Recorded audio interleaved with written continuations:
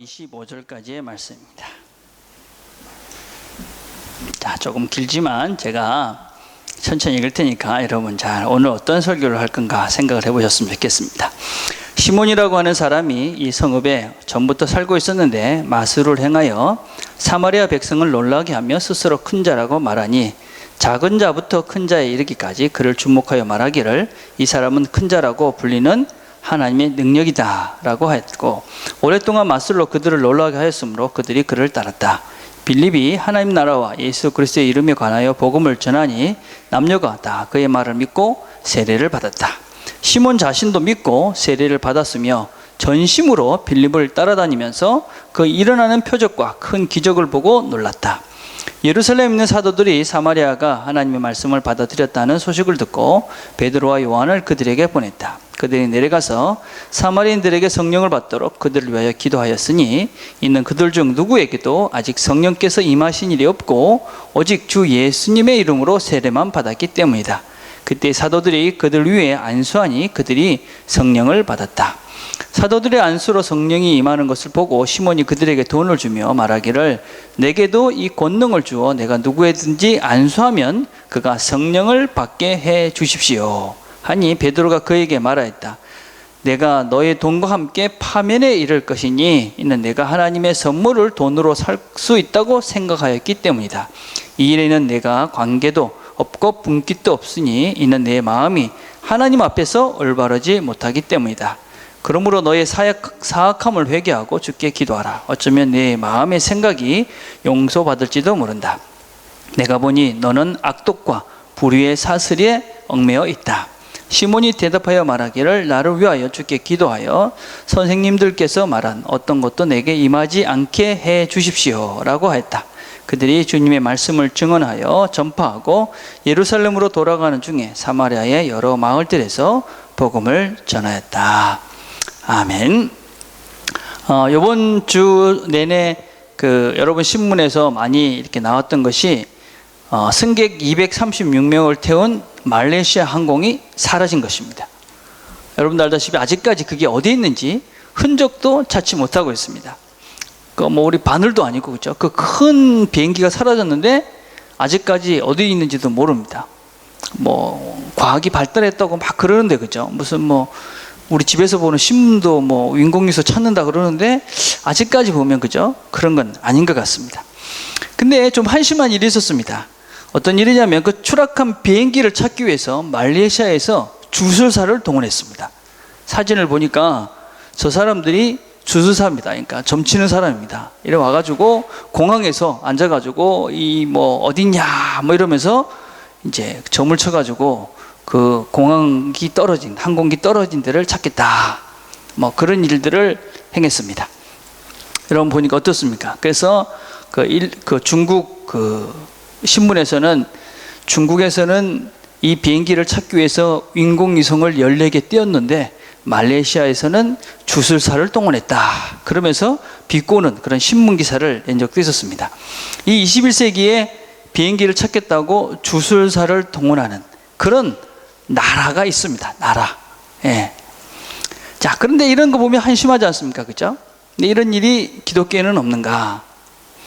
제가 좀 좋아하시는 목사님 중에 박영선 목사님이라는 분이 있습니다. 그분의 설교를 제가 이렇게 종종 보는데 거기 재미있는 이야기가 있었습니다. 이 박영선 목사님의 어머님은 아버님이 목사님입니다. 그리고 그 아들이 한국에서 유명한 이 박영선 목사입니다. 근데 이 어머님이 문제가 생기면 점을 보러 간다고 그럽니다. 점쟁이한테 간다는 겁니다. 근데 이 목사님의 이 어머님이 점을 보러 갔더니 점쟁이가 이렇게 말하더라는 겁니다. 나는 당신 점을 봐줄 수 없다. 그래서 이 어머니가 아니 왜 점을 못 봐주냐? 내 돈 많이 줄 테니까 잘 봐달라고. 그러니까 점쟁이가 말하는 것이 당신은 너무나 아주 지고하고 위대한 분이 당신을 붙잡고 있기 때문에 내가 당신 점을 볼 수 없습니다. 그렇게 얘기를 하더라는 겁니다. 그래서 이분이 너무나 기뻐가지고 그분이 성가대에 와서 얘기했답니다. 내가 점 보러 갔더니 부끄러운지도 모르고 그죠? 야, 그 점쟁이가 내보고 아주 위대한 분이 있었대. 점을 못 본대. 그때 자랑스럽게 막 이렇게 떠들었던 겁니다. 그러니까 사람들이 뭐라 그랬겠습니까? 야, 진짜 하나님은 대단하구나. 정말 우리가 하나님의 자녀구나.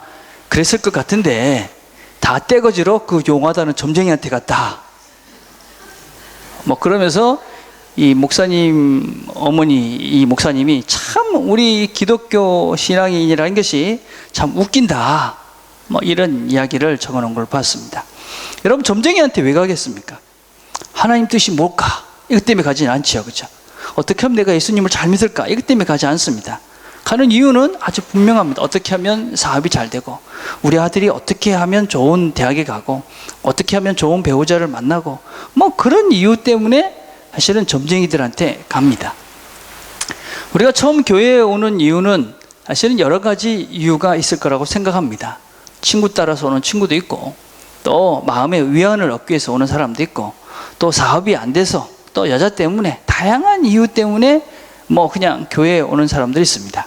그런데 그 교회에 왔던 처음에 그 이유가 시간이 돼도 변하지 않고 계속 그것이 있다. 그래서 맨날 이 정보로 가는 사람들처럼 이런 신앙인이다. 그러면 그것은 문제가 심각한 것입니다. 오늘 우리가 같이 살펴본 본문에 나오는 사람은 마술사 시몬의 이야기입니다. 시몬. 이 시몬에 대해서 성경은 큰 자다, 아주 중요한 인물이다, 이렇게 이야기합니다. 사마리아 성에서 마술을 행했다. 뭐 마술을 행했다니까 우리가 무슨 매직 그런 것이 아니라 그 당시에는 무슨 병자를 고치거나 뭐 귀신을 내어 쫓거나 무슨 점성술을 통해서 무슨 뭐 예언을 했거나 뭐 이런 것들을 이야기하는 것입니다. 시몬은 이 오랫동안 그런 매직을 통해서 이 사마리아 사람들에게 아주 큰 영향력을 행사했습니다. 그리고 아주 어린 사람부터 나이 든 사람까지 그의 말을 잘 들었습니다. 그리고 어떤 사람들은 이 시몬이 하는 마술을 보고 하나님의 능력이다, 이럴 정도로 아주 대단한 능력을 행했습니다. 그런데 이 빌립이 와서 복음을 전하는 것을 듣고 예수를 믿고 세례를 받습니다. 8장 13절에 보니까 시몬 자신도 믿고 세례를 받았으며 전심으로 빌립을 따라다니면서 그 일어나는 표적과 큰 기적을 보고 놀랐다. 이 사람이 정말 믿었을까? 어떤 믿음일까? 이런 것에 대해서는 여러 가지 학설들이 있습니다. 자, 본문을 자세히 보면 근데 8장 12절과 13절을 보면 빌립이 하나님의 나라와 예수 그리스도의 이름에 관하여 복음을 전하니 남녀가 다 그의 말을 믿고 세례를 받았다. 13절, 시몬 자신도 믿고 세례를 받았으며 전심으로 빌립을 따라다녔다. 12절에 나오는 그의 말을 믿고 남녀가 믿었다 할 때 그 믿음이 피스티오라는 말입니다. 근데 13절에 시몬이 믿고라는 말도 똑같은 피스티오라는 말을 사용하고 있습니다. 그래서 이 빌립이 이 전한 복음을 듣고 사마리아 사람들도 또 이 시몬도 믿음을 가지고 세례를 받았다. 그리고 전심으로 아주 열심히 이 빌립을 따라다녔다. 그렇게 성경은 일단은 이야기를 하고 있습니다. 사실은 그 당시만 해도 이 예수를 믿고 세례를 받는다 하는 것이 그렇게 쉬운 일은 결코 아니었습니다. 왜냐하면 그 당시에 이렇게 예수를 믿는다 하는 것은 그 공동체의 배격을 받는 일이었고 사실은 그렇게 뭐 만만한 일이 아니었습니다. 그럼에도 불구하고 이 시몬은 자기가 가지고 있는 많은 것이 있음에도 불구하고 그것을 포기하고 상당한 결심을 하고 예수를 믿고 예수를 따라다녔습니다. 그렇게 신앙의 첫걸음을 시작했습니다.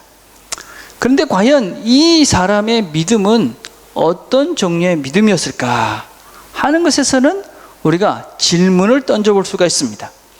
여러분, 우리가 신앙생활을 하면서 다 교회에 와서 이렇게 앉아있고 예배를 드리고 똑같이 말씀을 듣지만 사실은 여러분들이 나름대로 다 믿음이 있다 그렇게 이야기를 하지만 그 믿음의 종류는 너무나 다양하다는 것입니다. 성경에는 보면 뭐 올바른 그런 굳건한 믿음도 있지만 거짓 믿음도 있고 온전한 믿음도 있지만 또 죽은 믿음도 있고 굳건한 믿음도 있지만 일시적인 믿음도 있고 어떤 때는 돈 때문에 믿음을 버리는 그런 믿음도 있다는 것입니다. 예를 들면 디모데전서 6장 10절에 보면 돈을 사랑하는 것이 모든 악의 뿌리니 어떤 이들은 돈을 사모하다가 믿음에서 떠나 많은 고통으로 자기를 찔렀다. 그러니까 어떤 사람들은 믿음이 있는데 돈 때문에 결국은 믿음을 버리는 그런 사람도 있다 하는 것입니다.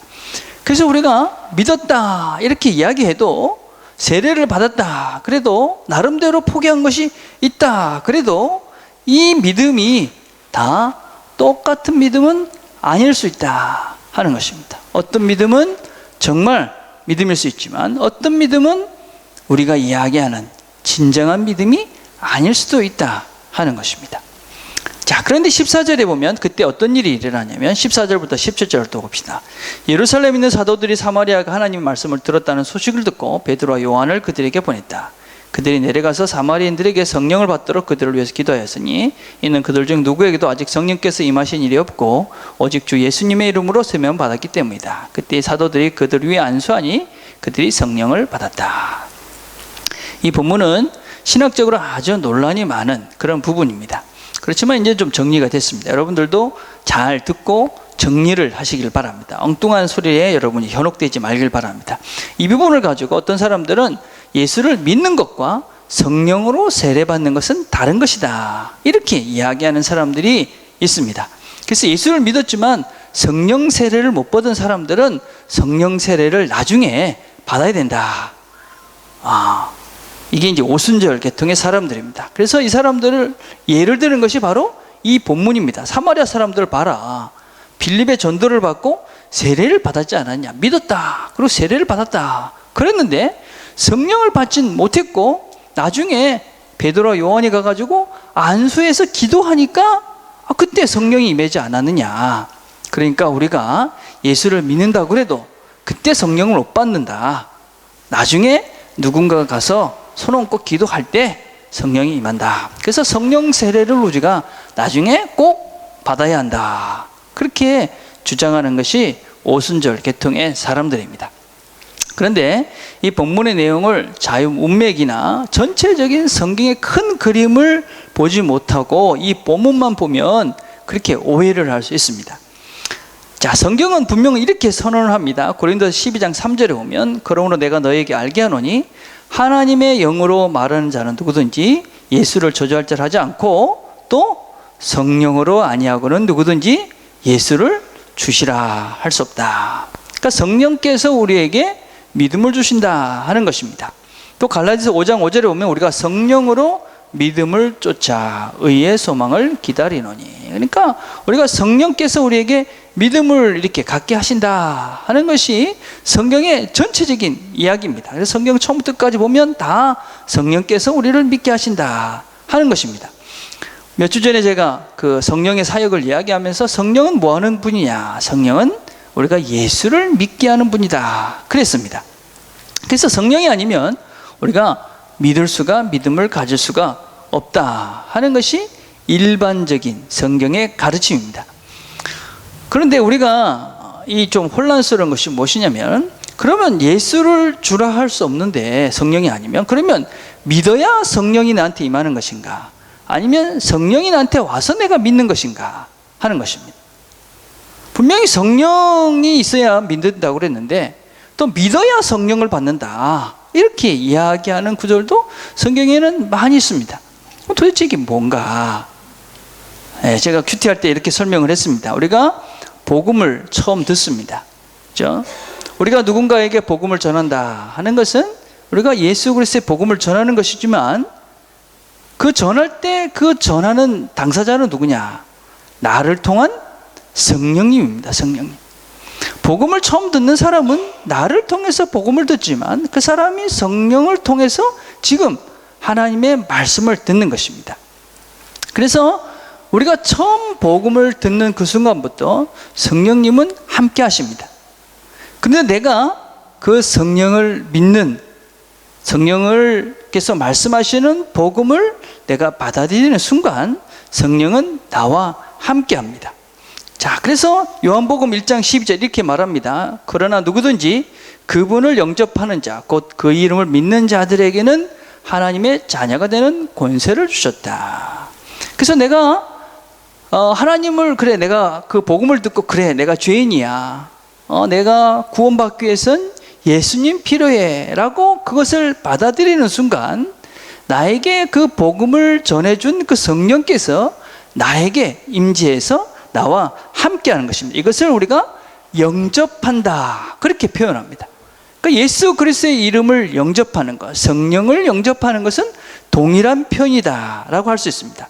그래서 우리가 그 순간 성령의 도우심이 없으면 우리는 믿음을 가질 수도 없고, 성령의 도우심이 없으면 우리가 예수를 주라고 할 수도 없습니다. 그런데 그 이야기를 하는 순간, 성령이 우리에게 말씀하시는 그 순간 그것을 받아들이지 않는 것, 영접하지 않는 자들은 성령이 함께하지 않습니다.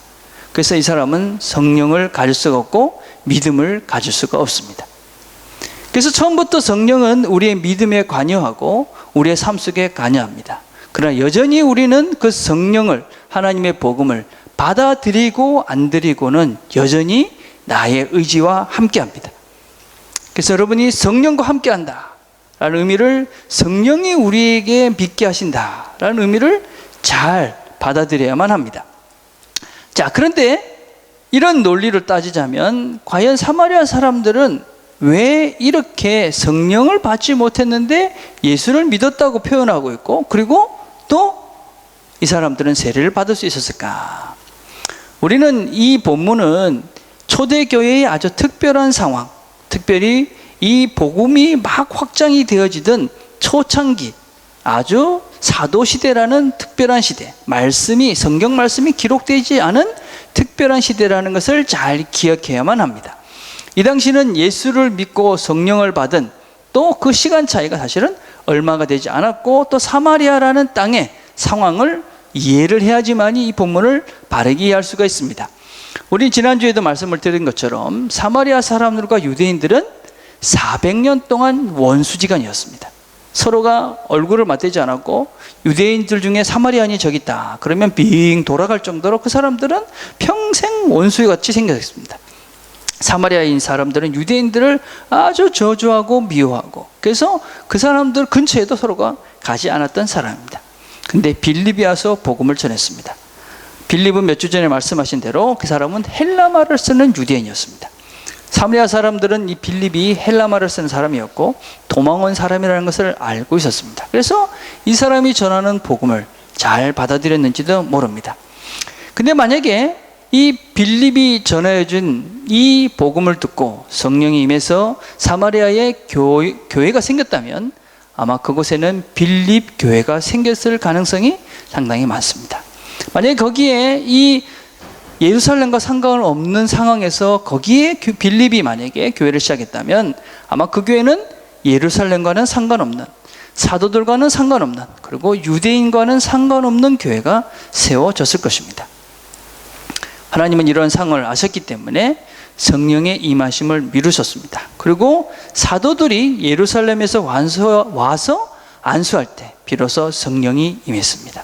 사도들에 의해서, 유대인들에 의해서, 그리고 예루살렘에 있는 그 예루살렘 교회를 통해서 그 동일하신 성령이, 동일하신 예수 그리스도가, 동일하신 하나님이 지금 여기에 임한다 하는 것을 보여주기 위해서 하나님께서는 성령의 임하심을 잠시 미루신 것입니다.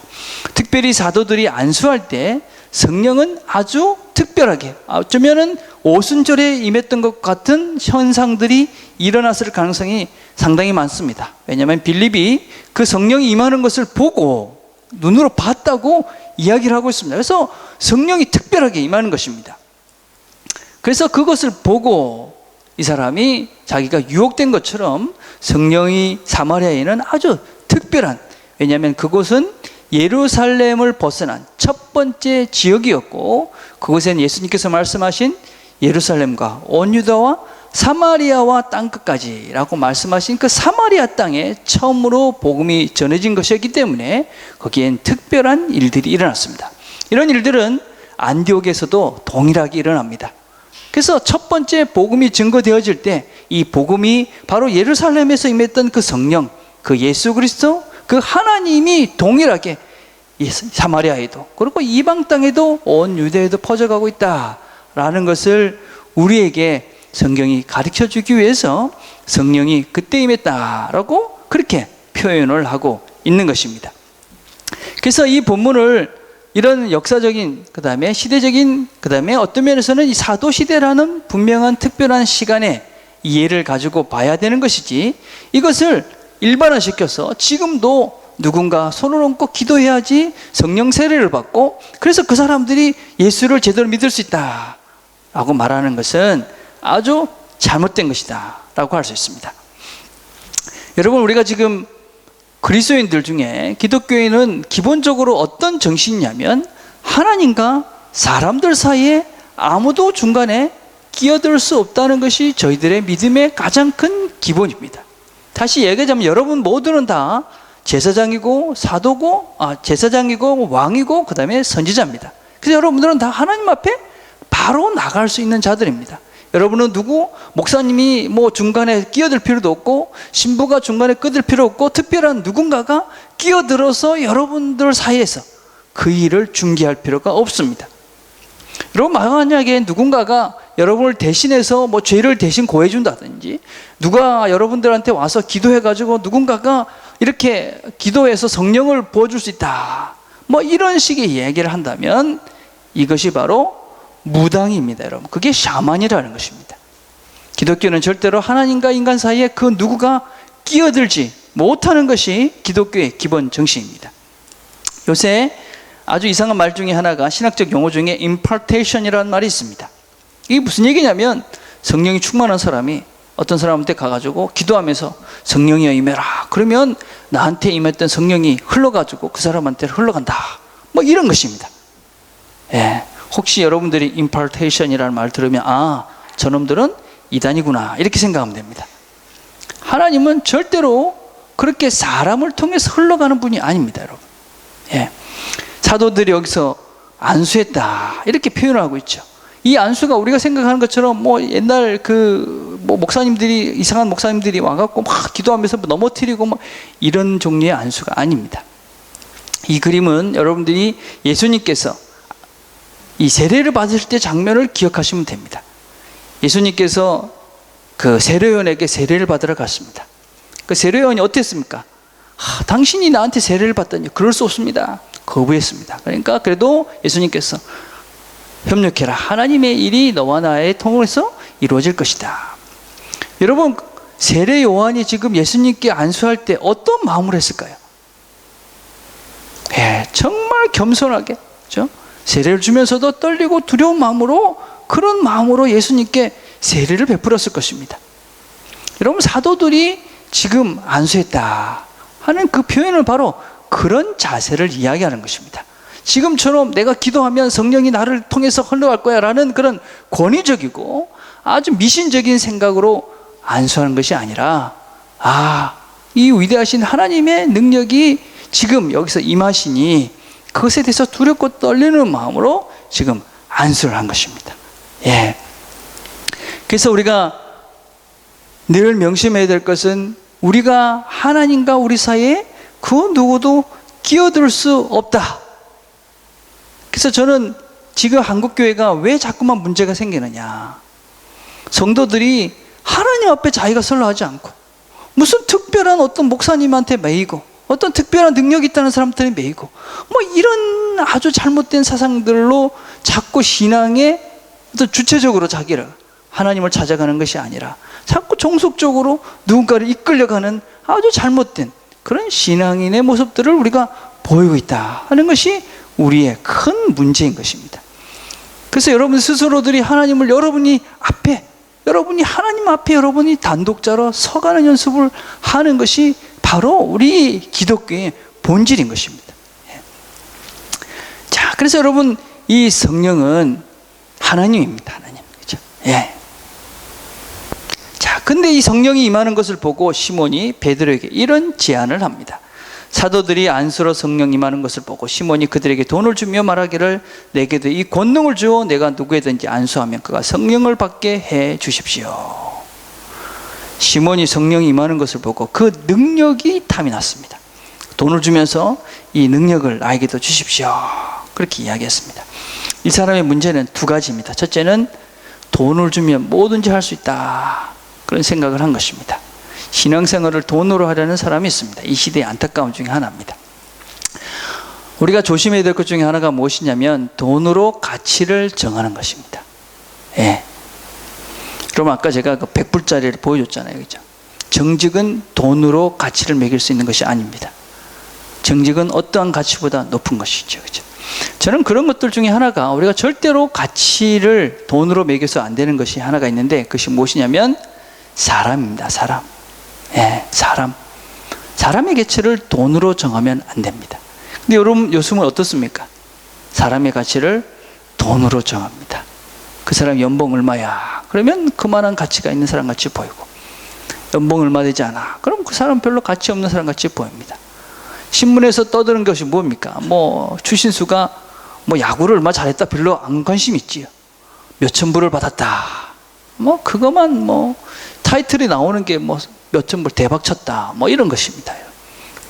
여러분 앞으로 더 그런 세대가 될 가능성이 참으로 많습니다. 인간성을 상실해가는, 인간이 돈으로 환산이 되어지는, 그래서 돈으로 뭐든지 할 수 있다라고 생각하는 그런 세대에 우리가 살게 될 것입니다. 근데 성경은 우리에게 누구에게 관심을 가라고 이야기하느냐? 여러분 하나님의 복을 받기를 원한다. 난 정말 이 땅에서 좀 하나님의 복을 받으면 잘 살고 싶어. 그러면 간단합니다, 여러분. 잠언 19장 17절에 보면 가난한 자를 불쌍히 여기는 것은 여호와께 꾸이는 것이니 그 선행을 갚아주시리라. 여러분이 복을 받고 싶다. 그럼 헌금 많이 하는 것보다 가난한 자들, 옆에 불쌍한 사람들을 도와주면 그걸 여호와께 꾸이는 것이기 때문에 그 선행을 하나님께서 갚아주신다. 그렇게 말씀하셨습니다. 가난한 자들에 대한 관심, 이것이 우리가 이 돈을 중심으로 사는, 돈으로 사람의 가치를 사는 이 세상에서 우리가 세상을 거꾸로 살아가는 방법이라고 생각합니다. 누가복음 4장 18절에 또 이렇게 말씀합니다. 주의 성령이 내게 임하셨으니 이는 가난한 자들에게 복음을 전하게 하시려고 내게 기름을 부으시고 나를 보내사 포로된 자에게 자유를, 눈먼 자에게 다시 보게 함을 전파하여 눌린 자를 자유케 하시고. 우리에게 성령이 부어주시면 성령이 임한 사람들은 누구에게 먼저 복음을 전하느냐? 가난한 자들에게. 예. 우리가 돈으로 할 수 있는 것이 있습니다. 무엇입니까? 가난한 자들을 돕는 것입니다. 도움이 필요한 자들을 돕는 것, 그것이 어떤 면에서는 신앙인들이 돈으로 할 수 있는, 어쩌면 하나님이 기뻐하시는 가장 큰 일이다 할 수 있습니다. 이 시몬은 돈으로 성령을 살려고 했습니다. 두 번째, 이 사람의 문제는 성령이 무슨 도구라고 생각한 것입니다. 성령에 대해서 이해를 잘 하셔야 됩니다. 여러분, 성령, 우리가 성령 그러면 보통 어떤 생각을 하냐면 도깨비 방망이 같이 생각하는 사람들이 참으로 많이 있습니다. 아니면 뭐 지니, 뭐 이렇게 램프를 막 쓰다듬으면 나와가지고 뭐 해줄까, 뭐 이런 지니, 뭐 이런 사람으로, 이런 존재로 이 성령을 생각합니다. 그래가지고 무슨 성령이 임하면 뭐 특별한 능력이 생기는 것입니다. 그래가지고 뭐 신비한 체험을 하고 방언을 하고 막 예언을 하고 뭐 손을 얹으면 병이 낫고 그럴까요? 그런 건 아닙니다, 여러분. 예. 성령은 예수님의 영입니다. 그래서 성령은 인격입니다. 인격. 예. 요한복음 14장 26절에 보면 보혜사 곧 아버지께서 내 이름으로 보내실 성령, 그가 너에게 모든 것을 가르치시고 내가 너에게 말한 모든 것을 생각나게 하시리라. 보혜사, 성령, 내 이름으로 보내실 분, 그게 바로 성령입니다. 그분은 예수의 영입니다. 예수님의 또 다른 모습, 그게 성령입니다. 그죠? 그래서 예수님처럼 우리가 그분을 인격적으로 대해야 되는 것입니다. 예. 예수님을 어떻게, 여러분, 예수님이 나한테 뭐 이렇게 오면 뭐 여러분 어떨 것 같아요? 뭐 특별하게 막 뭔가 이렇게 생길 것 같습니까? 아니지 않습니까? 그죠? 왜 여러분 예수님과 함께 동행하고 싶습니까? 예수님을 동행하면서 뭘 하고 싶은 것입니까? 성령이 여러분과 함께 하면서 뭘 하고 싶습니까? 손 얹으면 병 낫고 싶습니까? 성령이 여러분들과 함께 하면서 뭘 해주기를 기대하십니까? 성령이 우리와 함께 하면서 우리가 예수를 닮게 해주고 예수의 길을 따라가게 해주고 그리고 예수님처럼 살게 해주고, 그게 성령이 하시는 일입니다. 성령으로 충만해지면 어떻게 되느냐? 무슨 뭐 방언을 막 하고 무슨 뭐 기도를 2시간 3시간 해도 괜찮고, 그게 아니라 예수님처럼 말하고 예수님처럼 사랑하고 예수님처럼 행동하고, 그게 성령이 충만해지는 것입니다. 예. 어떤 면에서는 훨씬 더 많이 손해보고 훨씬 더 많이 힘들게 살 수도 있고 훨씬 더 많이 희생하고 그렇게 살 가능성이 훨씬 더 많습니다, 여러분. 예, 그게 성령 충만입니다. 예수님은 도구가, 성령은 도구가 아닙니다. 도구, 그렇죠? 도깨비 옹이가 아니다라는 것을 명심하셔야 합니다. 자, 그러니까 베드로가 무엇이라고 말합니까? 베드로가 그에 말하였다. 내가 너의 돈과 함께 파멸에 이를 것이니 이는 내 하나님의 선물을 돈으로 살 수 있다고 생각하기 때문이다. 이 일에는 내가 관계도 없고 분깃도 없으니 이는 내 마음이 하나님 앞에서 올바르지 못하기 때문이다. 그러므로 너의 이 사악함을 회개하고 주께 기도하라. 어쩌면 내 마음의 생각이 용서받을지도 모른다. 이 일이 바르지 못하다. 지금 베드로가 그에게 이야기하는 것이 무엇입니까? 그 마음에, 지금 네가 마음에 갖고 있는 것이 틀렸다, 그것입니다. 이 사람이 단지 돈으로 성령의 능력을 받는 그것이 아니라 그 속에, 마음속에 지금 가지고 있는 그것이 문제다, 그렇게 이야기하고 있는 것입니다. 메시지 성경은 이것을 이렇게 번역을 하고 있습니다. 하나님을 이용해서 돈을 벌려 했던 그 사악한 마음을 회개해라. 하나님을 이용해서 돈을 벌려고 했던 그 마음, 네가 처음부터 믿고 예수를 따라다닌 이유가 무엇이었느냐? 결국 빌립 따라다니면서 그 능력을 배워가지고 결국 하나님을 이용해가지고 돈을 벌려 했던 그 마음, 그것을 회개해라, 그렇게 지금 지적하고 있는 것입니다. 이 자에게 베드로가 회개하라고 이야기합니다. 너의 목적을, 삶의 방향을 지금 돈에서 하나님으로 바꾸라, 그렇게 이야기하는 것입니다. 이것이 회개입니다, 여러분. 여러분 처음에 믿음의 걸음들을 어떤 이유 때문에 했는지 모르지만 돈을 벌기 위해서 여자 때문에 여러 가지 편한 때문에 왔는데 우리가 회개를 해야 되는 것인데 그게 무엇이냐면 그런 것에서 이제는 방향을 바꿔서, 길을 바꿔서 하나님께로 집중해서 하나님 때문에 신앙을 하는 것, 하나님 때문에 예배를 드리는 것, 하나님 때문에 교회 오는 것, 이것으로 바꾸는 것, 이것이 회개입니다, 여러분. 이 사람이 회개를 했는지 안 했는지 성경은 분명히 말하고 있지 않습니다. 어떤 이론은 회개를 했다 이야기합니다. 왜냐하면 24절에 보니까 시몬은 당신들이 한 말이 나에게 미치지 않도록 나를 위해 주님께 간구해 주십시오. 예, 반성의 이미지가 있는 거 보면 회개했을 것 같다, 이렇게 이야기하는 사람도 있고, 다른 반론은 1세기 말, 그러니까 이 사건이 있고 한 20년이 지나고 난 다음에 당시에 유명한 그노시스라는, 그러니까 영지주의라는 이단이 있었는데 그 이단의 우두머리 이름이 시몬 마구스라는 사람입니다. 이 사람과 똑같은 사람이다, 그렇게 얘기하는 사람도 있고 그 사람과 다른 사람이다. 그래서 이 사람은 이때 회심을 했다, 회개를 했다 하는 사람이 있고 회개를 안 했다 하는 사람도 있습니다. 근데 성경은 이 사람이 회개했다 안 했다 말하지 않고 침묵합니다. 그런데 성경이 이 이야기를 우리에게 들려주는 이야기는, 왜 우리에게 이야기를 주냐면 우리에게 주는 메시지는 동일합니다. 지금이나 그때나 예수를 믿는다 하면서 예수를 이용해서, 하나님을 이용해서 자신의 욕구를 채우려는 사람들이 많다. 너희들이 바로 그런 사람이라면 지금 회개하라, 그렇게 말씀하시는 것입니다. 예수를 도구로, 하나님을 도구로, 성령을 도구로 그렇게 사용해서 내가 이루고자 하는 그 욕심을 채우는 그런 사람들, 그런 사람들을 시모니즘이라고 그러고 물질주의자들이고, 그 사람들은 하나님을 도구로 삼는 자들입니다. 그런 사람들은 진정한 삶을, 진정한 행복한 삶을, 바른 삶을 살 수가 없습니다. 여러분, 우리가 예수를 왜 잘 믿어야 됩니까? 예. 우리 성경 공부할 때 그런 얘기를 했습니다. 왜 하나님께서 사랑하는 아내보다, 남편보다, 자녀보다, 부모보다 하나님을 더 사랑하라고 할까? 왜 그랬다고 그랬습니까? 여러분, 그 이유는 분명합니다. 여러분 연애를 해보셨죠? 다 연애 데이트를 해봤잖아요, 그죠? 데이트를 해보면 어떻습니까? 처음에 연애할 때는 그거 막 그냥 안 보면 죽을 것 같고 막 그렇습니다. 근데 얼만큼 간다고 그랬습니까? 예, 맥시멈 3년이라고 그랬습니다, 그죠? 3년 지나면 어떻게 됩니까?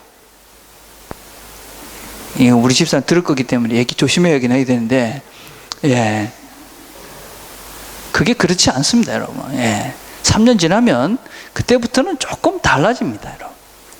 그때부터는 진짜 사랑이 시작이 되는 것입니다. 진짜 사랑은 무엇이냐? 내가 정말 성숙한 만큼 사랑하는 것입니다. 예. 어릴 때 그냥 감정적으로 들떠서 막 사랑하던 그 사랑이 계속되어지느냐?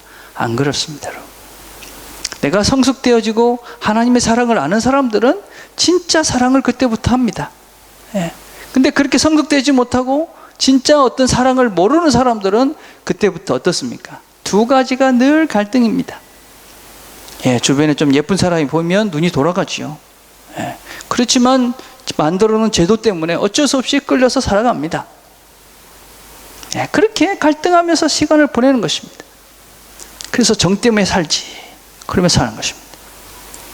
그러나 진정한 신앙인들은 하나님을 제대로 알고 하나님을 제대로 사랑하는 법들을 배워가는 사람들은 진짜 사랑을 할 수 있습니다, 여러분.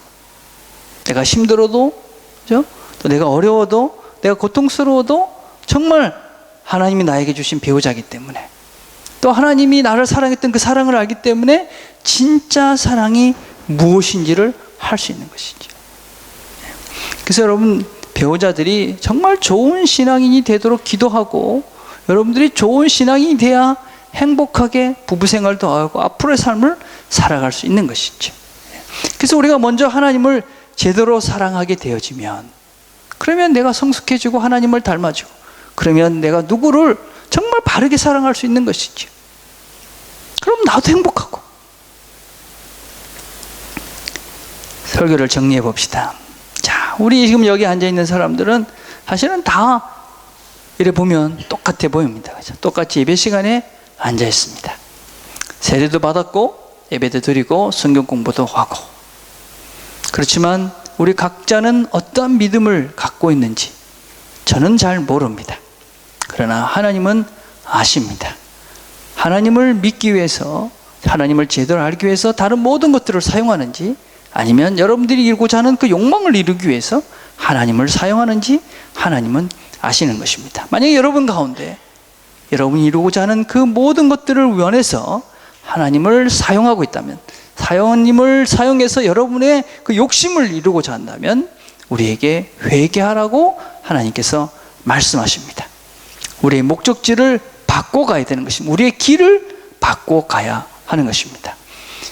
이 한 주를 살아가면서 여러분들의 목적지가 어딘지를 분명하게 보시고, 만약 그것이 하나님이 아니고 예수 그리스도가 아니다면 여러분의 목적지를 분명히 바꿔가는 회개가 있는 그런 한 주가 되기를 간절히 바라겠습니다. 기도하겠습니다.